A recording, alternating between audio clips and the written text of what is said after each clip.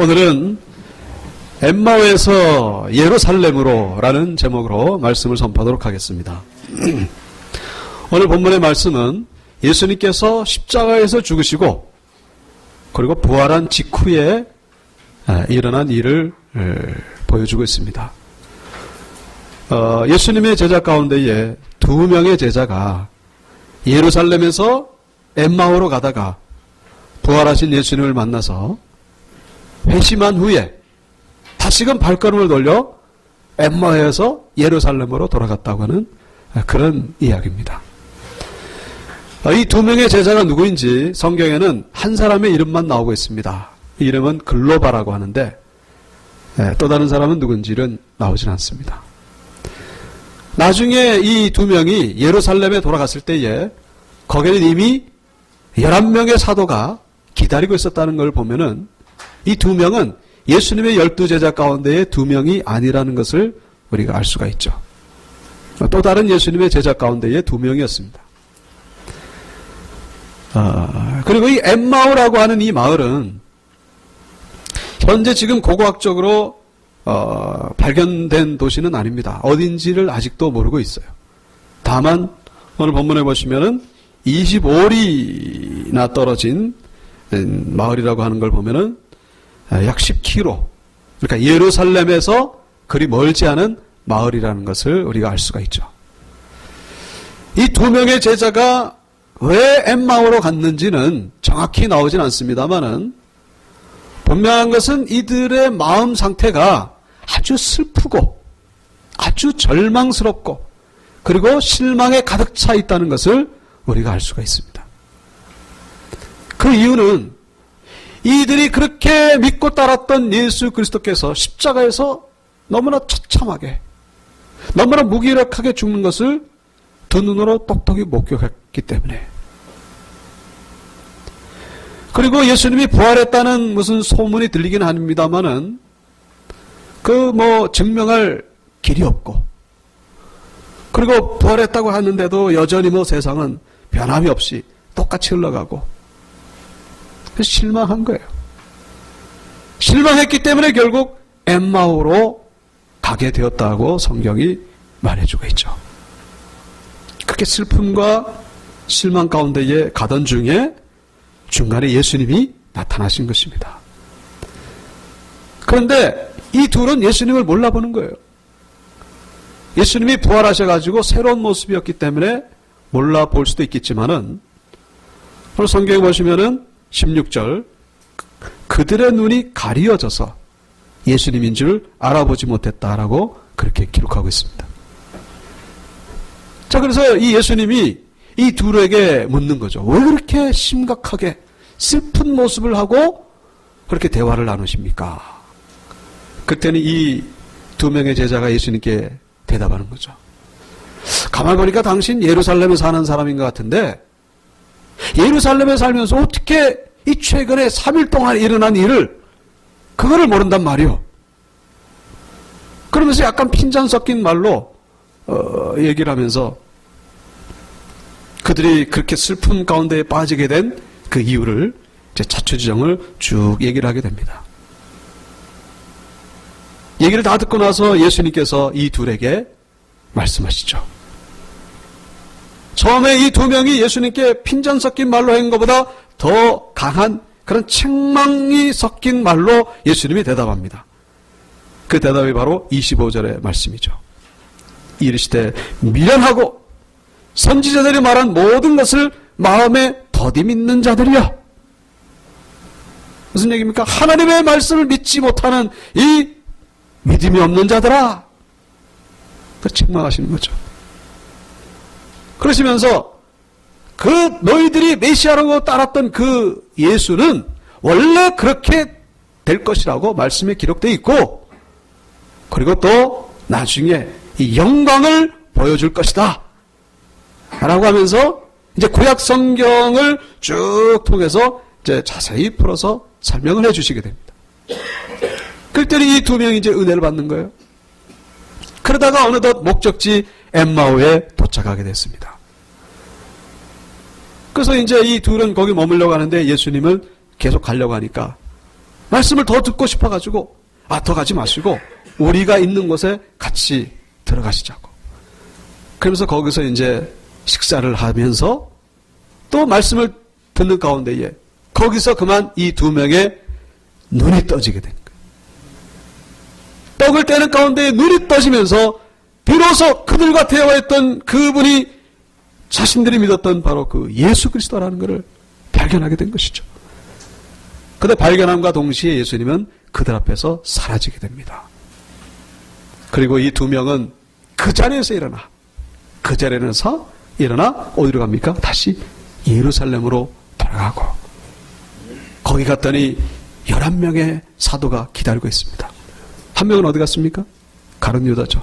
가룟 유다는 자살했고 11명이 기다리고 있습니다. 그래서 그 11명의 사도들에게 자기들이 만났던 엠마오로 가던 도중에 만났던 부활하신 예수님에 대해서 증거했다라고 오늘 본문은 우리에게 말씀해 주고 있습니다. 자, 오늘 본문에서 우리가 한 가지 던질 수 있는 질문이 있죠. 왜 예수님이 이 둘에게 나타나셨을까? 예수님이 십자가에서 죽으시고 나서 예루살렘을 떠난 사람들이 한둘이겠습니까? 그런데 왜 유독 이 두 명에게 나타나셨는가 하는 것이죠. 그 결론부터 말씀드린다면은 우리는 그 대답이 바로 말씀의 제목에서 찾아볼 수 있습니다. 엠마오에서 예루살렘으로 돌이키기 위해서, 예루살렘으로 돌아가도록 하기 위해서.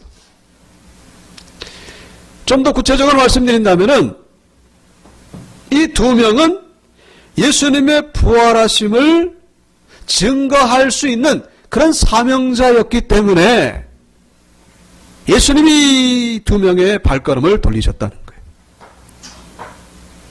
우리가 한 가지 아실 것은 예수님이 부활하시고 나서 40일 동안 사람들에게 보이셨다라고 성경이 말씀하고 있는데 아무에게나 나타나지 않았다는 것을 여러분들이 기억하시길 바랍니다. 아무에게나 나타나지 않았었어요. 하나님은 이유를 가지고, 목적을 가지고 나타나셨습니다. 그런데 그 나타나신 사람들이 어떤 사람들이냐? 예수 그리스도의 부활하심을 증거할 만한 사람들, 사명자로 쓰일 수 있는 사람들에게만 나타났다라고 성경은 기록하고 있습니다. 사도행전 10장 40절 43절이죠. 하나님이 사흘 만에 다시 살리사 나타내시되 모든 백성에게 하신 것이 아니요 오직 미리 택하신 증인. 예수님이 부활하셨는데 이 부활하심을 모든 백성에게 나타난 게 아니라 누구에게만? 오직 미리 택하신 증인 될 사람. 그래서 곧 죽은 자 가운데서 부활하신 후 그를 모시고 음식을 먹은 우리에게 하신 것이라. 우리에게 명하사 백성에게 전도하되 하나님이 살아있는 자와 죽은 자의 재판장으로 정하신 자가 곧 이 사람인 것을 증언하게 하셨고 그에 대하여 모든 선지자도 증언하되 그를 믿는 사람들이 다 그의 이름을 힘입어 죄의 사함을 받는다 하였느니라. 예수 그리스도의 부활하심을 증거하고 그리고 그 예수의 이름을 힘입어서 백성들에게 죄의 사함의 은혜를 끼칠 수 있는 사명자가 될 사람들에게만 나타나셨다라고 성경이 기록하고 있습니다.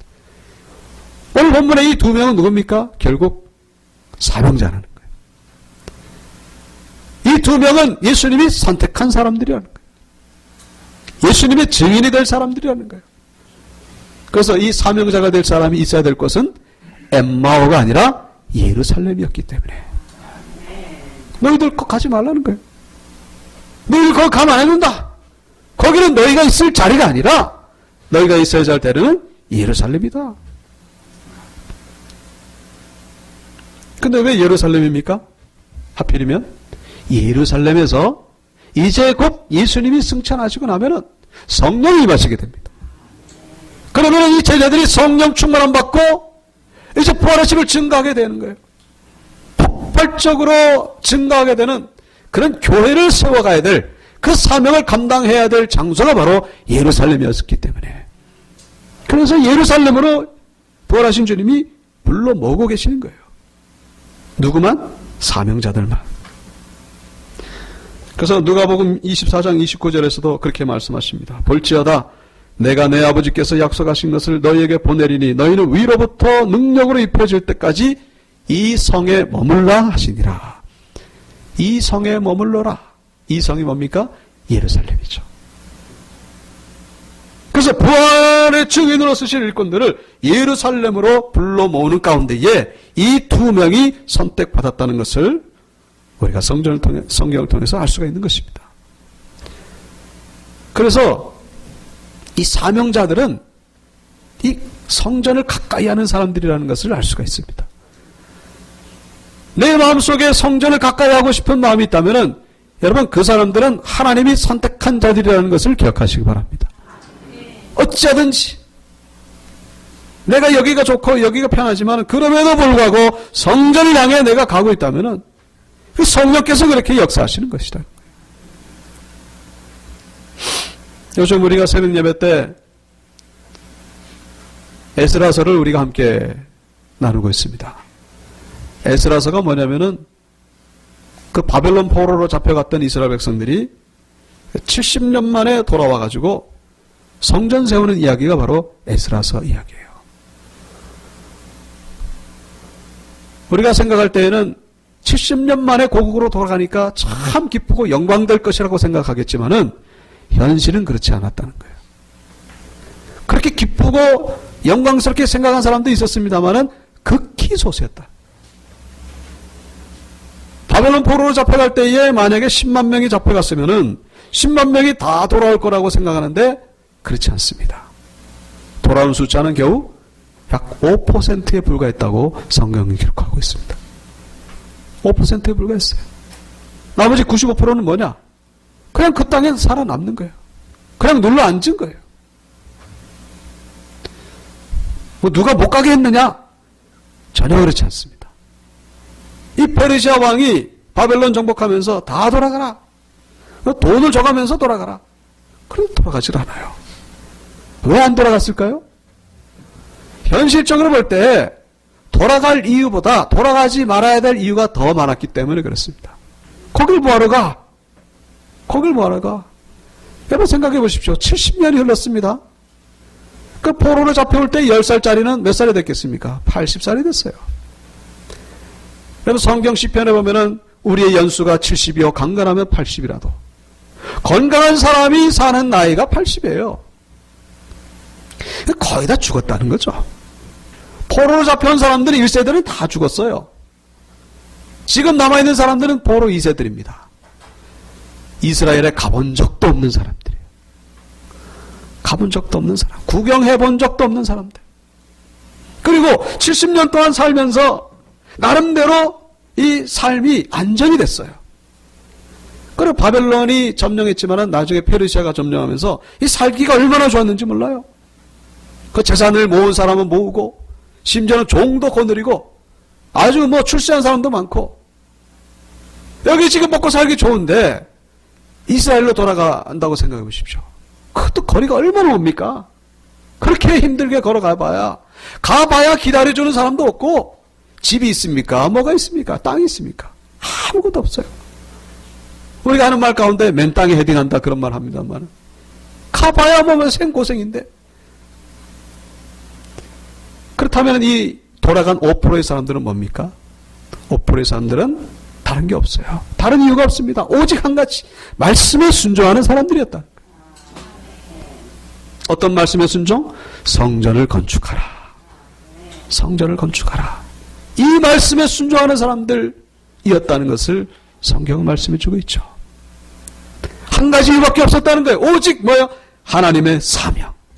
하나님의 사명. 하나님의 나라를 세우겠다는 그 사명감을 가지고 돌아온 사람들이 바로 약 5만 명이었다고 성경은 기록하고 있습니다. 약 5%의 사람들이에요. 중요한 것은 이 5%의 사람들이 없었다면 어떻게 됐겠는가? 이 사람들이 없었으면요, 신약의 역사는 열리지가 않는 거예요. 하나님의 역사는 거기서 중단되고 맙니다. 이 5%의 사람들이 있었기 때문에 하나님의 역사가 계속 이어져 갈 수가 있었다는 것입니다. 이 5%의 사람들. 이 사람들도 나름대로 종도 있었고 재산도 있었고 누릴 만큼 누릴 수 있는 사람들인데 이거를 다 어떻게 포기했다는 것입니다. 포기하고 어디를 향해 간 거예요? 예루살렘. 예루살렘에 뭐가 있습니까? 성전이 있는 자리.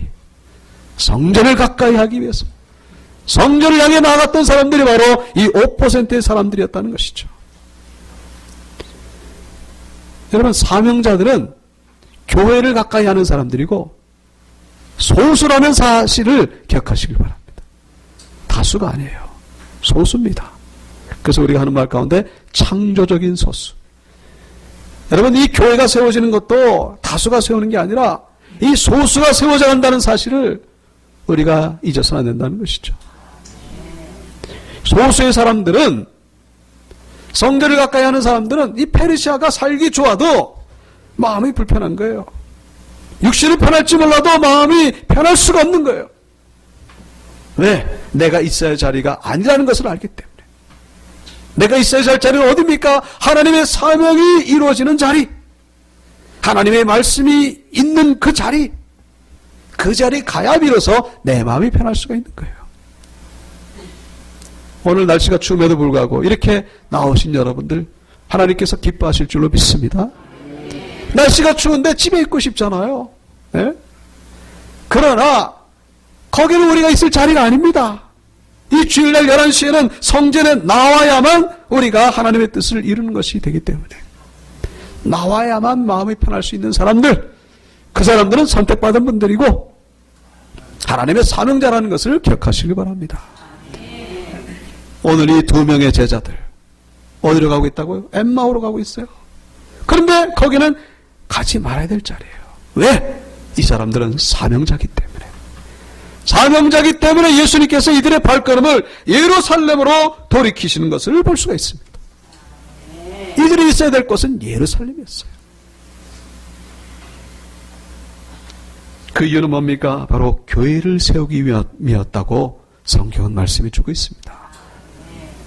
그래서 나중에 사도행전 2장에 보시면은 예루살렘에 모인 120명의 이 제자들, 그들에게 오순절날 마가의 다락방에 성령이 임하지 않습니까?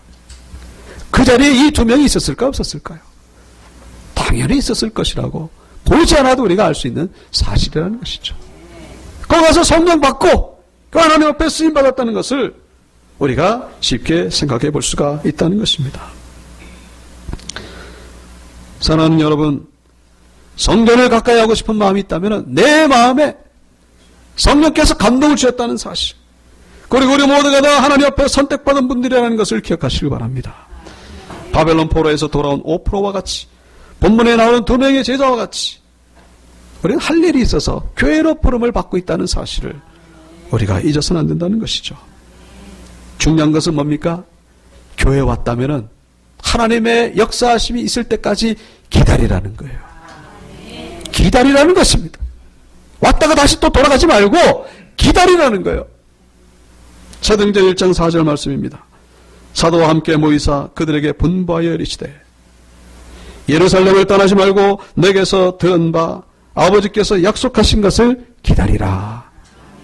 요한은 물로 세례를 베풀었으나 너희는 몇 날이 못되어 성령으로 세례를 받으리라 하셨느니라. 그럼 한번 따라해 보실까요? 약속하신 것을 기다리라. 약속하신 것이 우리에게 임할 때까지 어떻게 기다리라는 거예요.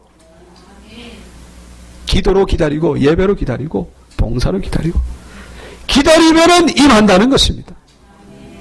기다리면 임한다는 거예요. 오늘 본문에 이 2명의 제자가 엠마오로 발걸음을 돌릴 수밖에 없었던 이유가 있죠. 왜 예루살렘을 따라서 엠마오로 갔습니까? 한마디로 실망한 거예요. 한마디로 자기들의 생각과 다른 거예요. 너무나 충격적인 장면이 눈앞에 펼쳐졌기 때문에 에이 이게 뭐야 이거. 내가 괜히 헛수고를 했구나. 내가 괜한 쓸데없는 시간만 낭비했구나. 그러면서 더 이상 예루살렘에 있어야 될 이유가 없구나. 그리고서 엠마오로 갔다는 것입니다. 엠마오가 특별히 이 따뜻한 우물이라고 하는 그런 뜻이 있다고 합니다. 따뜻한 우물. 아마 거기 휴양지가 있었던 것 같아요. 온천 같은.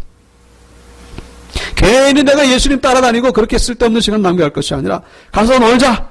가서 쉬자. 아마 그런 생각을 했을 수도 있었을 것이라는 거예요. 이들은 자기들의 기대와 다른 일들이 벌어졌기 때문에 예수님이 죽으셔야 하는 이유를 도저히 몰랐다는 거예요. 자기들의 이해와는 너무나 다른 그런 모습이 펼쳐지니까 그냥 실망했다는 것입니다. 그러나 어떻게 됩니까? 예수님이 나타나셨죠.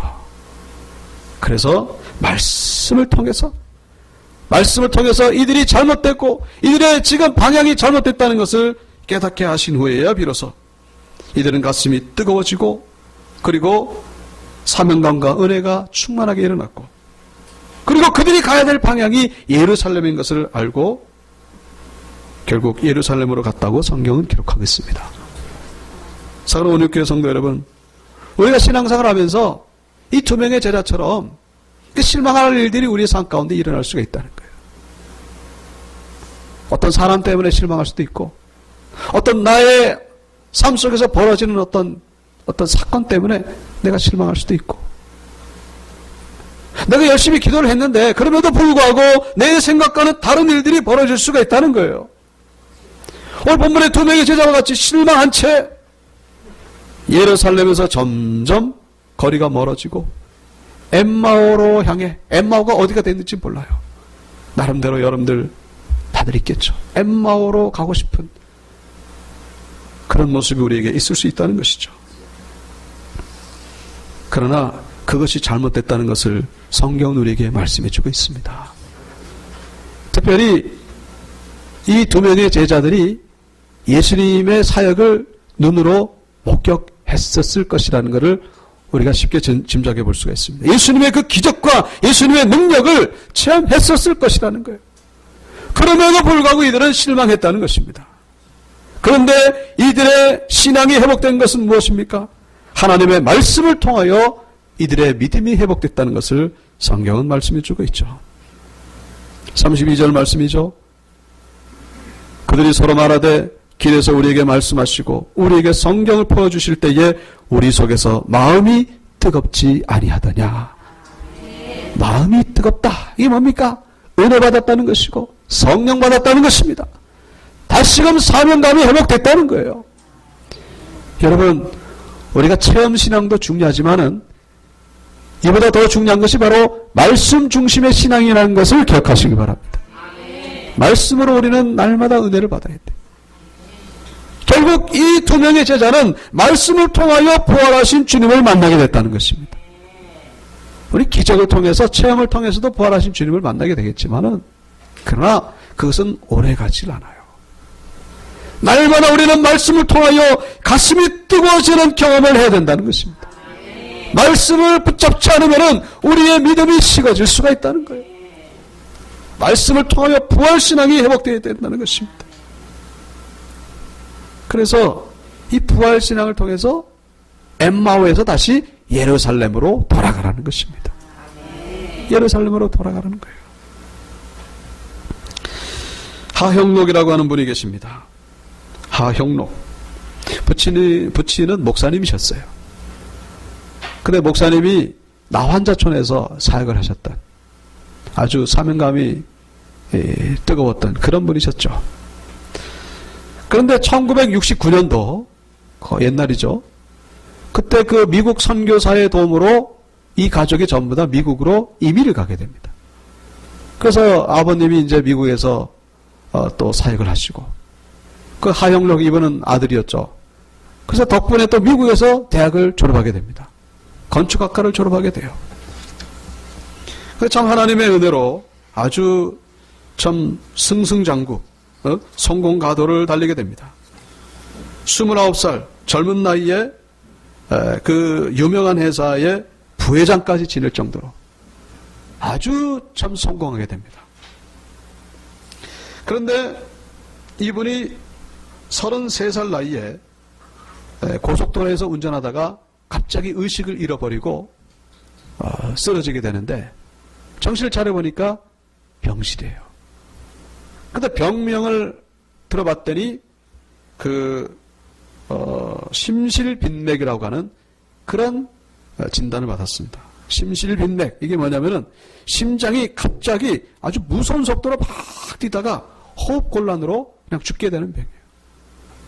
이거는 뭐 약으로도 안 되고 심장을 이렇게 이식하는 것밖에 없습니다.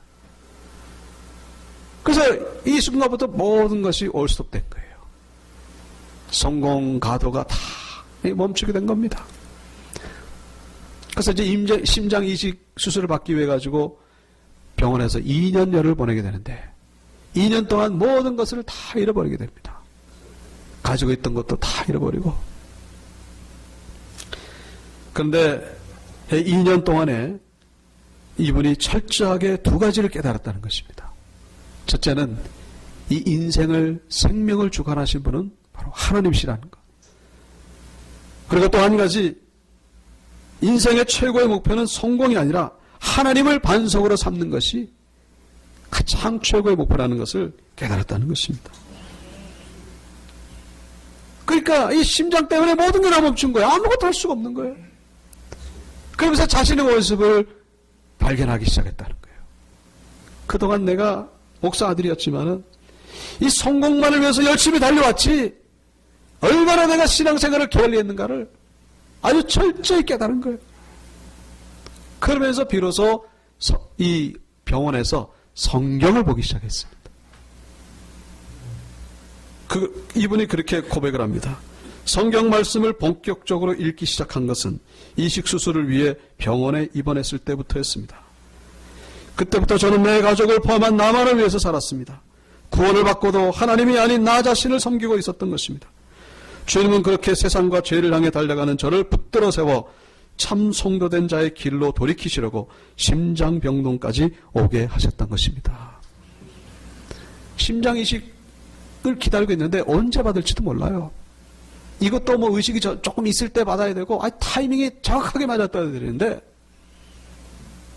그나마 다행스럽게 이식을 받게 됩니다. 그래가지고 이후의 모든 삶이 바뀌어지게 됩니다.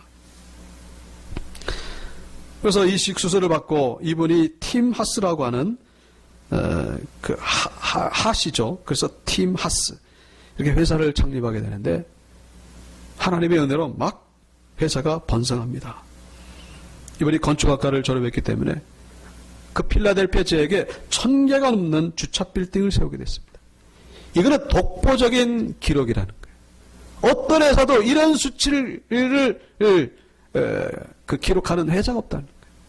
그래서 미국 회사들이 다 이 회사 벤치마킹 하느라고 정신이 없다는 겁니다. 1000개가 넘게 주차 빌딩을 세웠다는 거예요. 그리고 그쪽 지역에 미국 청년들이 가장 들어가고 싶은 회사 중 하나가 되었고 이 하형록 이분은 오바마 정부의 건축학 전문위원으로 그렇게 선정이 되었습니다. 상이란 상은 다 받고 그리고 우리 지난번 KBS에서도 한번 나온 적이 있습니다. 지금은 또 목회를 하고 계십니다. 목사가 되셔가지고 P31이라고 하는 책을 내셨어요. 그게 뭐냐? P는 Proverb, 잠언서, 잠언 31장.